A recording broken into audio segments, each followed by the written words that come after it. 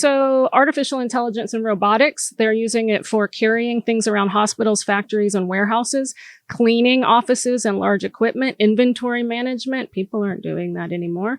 They're using it in human resources to hire people, intelligent software. That would be, you'd have to have a person at the end of that. So what they're saying is that they could not only that, but they can do, they can, like when you get out of school, AI can search your records and basically come up with a much better profile of who you are than any job interview would. So basically it can go, whoop, and you're not going to be able to lie anymore. You have to be honest. No. Now, I think the interview is still going to see what kind of, AI can't determine what personality you have, but it can actually, there's all kinds of stuff I was reading. Imagine if they use it for insurance companies. Okay, insurance companies. So they go through, AI goes through your entire health records, which are all online now. Or through every ticket you've ever had since you were 16 years old. Just goes through it. What'll happen? Is that what it sounds like when it does it? The old ones do. The old MS-DOS. That's the old ones. The floppy disks sound like the new ones are Commodore. electric, but the old ones are gasolines. Yeah, kerosene. That's what it said. Okay. But it's going to be able. That's a dial-up. It's going to be able to go through everything, and so all right. Let's be. Here's a good thing though. Here's a good because we'll lie.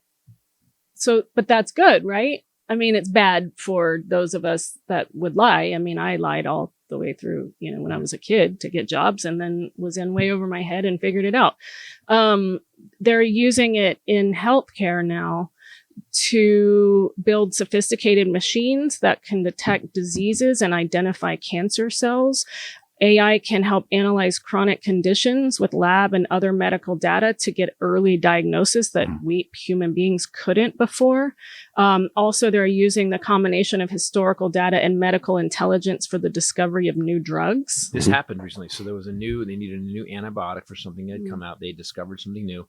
They put it into 3 different AI engines, and it came up with like 6 different possible drugs that would work. And here's the thing. I think doctors, we have a friend that got diagnosed with something, and I sometimes think doctors on their own become mad scientists and try to experiment with drugs. I think like 1-to-1. Yeah, to a degree. For sure. My dad, they gave him stuff sometimes, and they kept switching it.